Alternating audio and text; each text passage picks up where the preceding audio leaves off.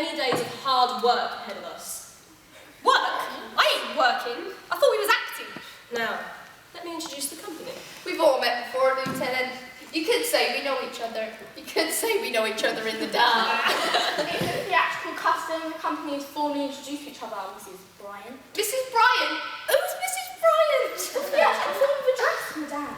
You may call me Mr. Sideway. If I may proceed. Ladies first. Mary Brenham, who is to play Sylvia. Liz Morden, who is to play Melinda. Duckling Smith, who is to play Lucy, Melinda's maid. I'm not playing Liz Morden's maid. Why not? I live in an officer. I wouldn't like it. Just because she lived chained up in that old Tosspot's garden. You're not playing Morden's maid, Smith, you're playing Melinda's. And Dabby Bryant, who is to play Rose, a country girl. From Devon. Salt bitch. That's the ladies. Now, Captain Plume, will be played by Henry Cable, who seems to be late. That's odd, I saw him an hour ago and said he was heading to your hut to learn some lines in Wisehammer. Sergeant Kite will be played by John R. Scott, who did send a message so he'll be kept at work an extra hour. An hour? You won't see him in an hour. Not the only wrinkles in your arse, Dabby. Mr. Worthy will be played by Mr. Sideway. Justice Balance by James Freeman. Oh, wait. I'm not doing a play by hangman. Oh. Words would stick in my throat. You don't have any scenes. Now, if I can finish the introductions. Captain Brazen will be played by John Wisehammer. The small parts are still to be cast. Now, we can't do the first scene until John Arscott appears. There won't be a first scene. Bryant, will you be quiet, please? So the second scene. Whitelock, you could read Plume. And I'll read Plume myself. So, Act 1, Scene 2. Captain Plume and Mr. Worthy. That's me. I'm at your command. The rest of you can watch and wait for the scenes to begin. Now, perhaps we should start by reading it. No need, Mr. Clark, I know it. I'm afraid I shall have to read Captain. I know that part too. Would you like me to do both? I think it's best if I do it. Okay. Sergeant Kite, that's John R. Scott, has just left. Ronin. Bryant. I'll read the line before Worthy's entrance. None at present. 'Tis indeed the picture of Worthy, but the life's departed Sideway. Where is he gone? I've just prepared my entrance, Mr. Clark. Won't be a minute. Read the line again, slowly. None at present. 'Tis indeed the picture of Worthy, but the life's departed. What arms across, Worthy? Oh, yes, arms across. I shall have to start again. Could you read the line again? Louder, please. What arms across, Worthy?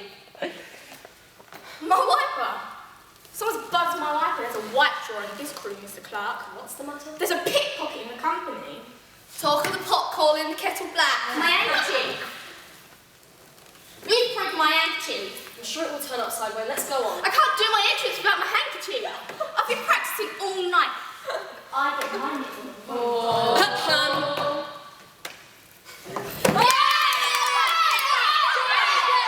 Let's assume the Worthy is already in. Now,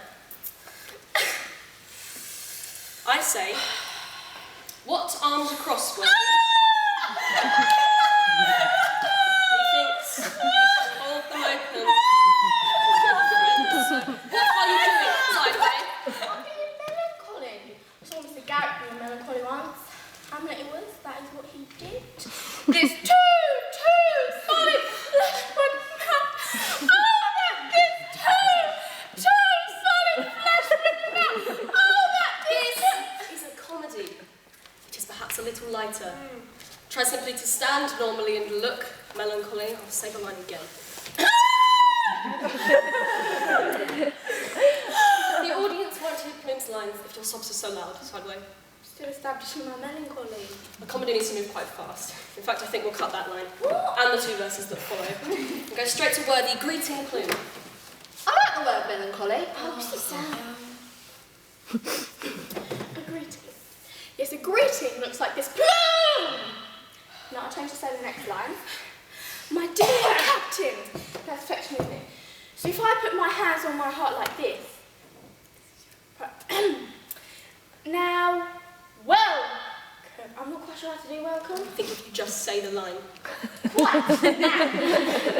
Sideway, what are you doing? I'm checking that you're safe and sound return. That's what the line says. Safe and sound return. You don't need to touch him, you can see that. Yes, I'll check his different parts with my eyes. Now I'll put it all together. Ready? Bloom! My dear Captain, welcome. Safe and sound return. Sideway, that was a very good attempt. It's very theatrical, and you could try to be a little more Terrible. natural. Natural? On stage with Mr. Clark? People must believe you. Garrick, after all, was admired for his naturalness. Of course. But I was being Gary. Natural. Right, you're the director, Mr. Clark. I think you would look at me once you say the lines. But the audience won't see my face. Oh, the lines are said to Captain Plume. Let's move on. Plume says, I escaped safe from Germany, but shall we say America? That would make it more contemporary. You can't change the words of the playwright. You can't. Well, the sound I hope from London. Caesar, we're rehearsing. Would you... I see that one, Monsieur Lieutenant. I see it is a piece of theatre. I've seen many pieces of theatre on my beautiful island of Madagascar. So, I have decided to play a piece of theatre. There are no parts for you. There is always a part for Caesar. All the parts being taken. I will be his servant. Farquhar hasn't written a servant for Worthy. He can have my part. I want to play something else. There is always a black servant in a play, Monsieur Lieutenant. Caesar is that servant. So now, I stand here and I will be his servant. There are no lines for it, Caesar. I speak in French. It's no more higher compliment if he has a French servant. And that is good. Now he gets the lady with the black servant. Very chic. Actually, I would like to rehearse the ladies now. Hey! We're waiting patiently and we don't have much time left. Sideway, we'll come back to this scene another time. But that was very good. Very good. A little... terrible. A little... very good. Now, we'll rehearse the first scene between Sylvia and Melinda. The scene is set in Melinda's apartment. Sylvia is already there. Morden, if you stand here, please. Brenham, you stand facing her.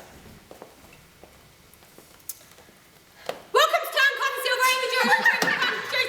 Your head to try the most regular ways of Morden. Wait, it's finished yet. And here we have the spotlight down to attention, no one can sing along.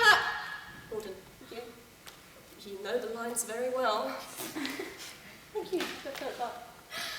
But you might want to try and act them. Yeah, actor! Let's look at this scene. You are a rich lady. You're in your home. Now, a rich lady would stand in a certain way. Try to stand like a rich lady. Try to look at Sylvia with a certain assurance. Confidence. Like this. You've seen rich ladies, haven't you? Robbed a few. Who are they? How did they behave? Well, they screamed. Every time! I was watching their purses. Have you ever seen a lady in her own house? I used to come into the big houses when I was a girl and just stand there looking. I didn't take anything, I just stood there. Nice.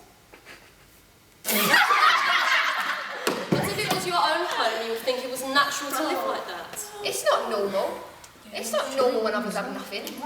When acting, you have to imagine things. You have to imagine that you're somebody different. So, picture a rich lady and imagine that you're her.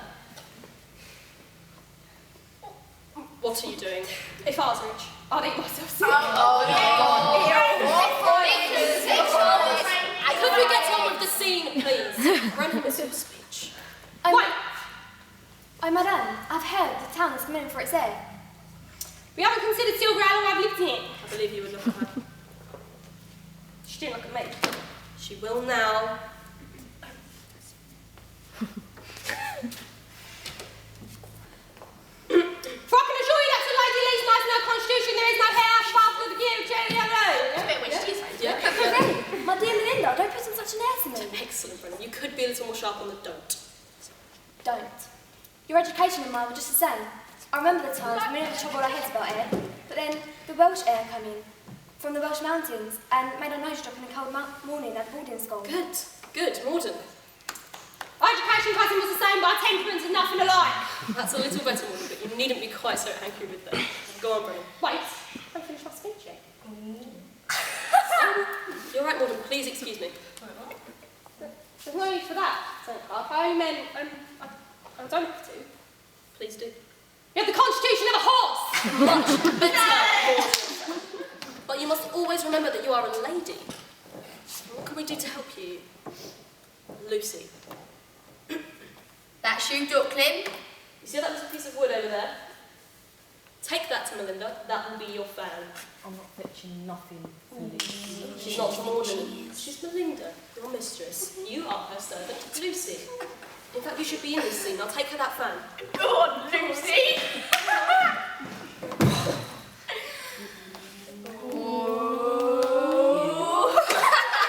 You must appreciate your effort. No, you would nod your head. Don't add any words to the play. Now, Lucy, stand here behind Morden. What do I say? Nothing. But how will the audience know I'm here? Why does she get all the lines? Why can't I have some of hers? Brenham, it's your speech. So far must be trouble. Beneath our spleen, colic, no vapours. I need no salt for my stomach. No. Major Ross, I'm rehearsing. Rehearsing? Rehearsing? Lieutenant Clark is rehearsing. Lieutenant Clark asked us to give him the prisoners for 2 hours so he could rehearse. But what has he done with them? What? Where are the prisoners Cable and Ascot? They seem to be late. While you were rehearsing, Cable and Ascot slipped into the woods and took 3 men with them. Now 5 men have run away, and it's all because of your damn play and your so-called thespists. And not only have your thespists run away, they've stolen food from the stores for their renegade escapade. That's what your play has done. I don't see them. I said it from the beginning. This play will bring down calamity in this colony. I don't see that the play... The devil, Lieutenant. It seeps its way through the mind, through idleness and words. Major Ross, I can't agree that the play... Listen, my lad! You are a second lieutenant. You don't agree or disagree with Major Ross. Caesar!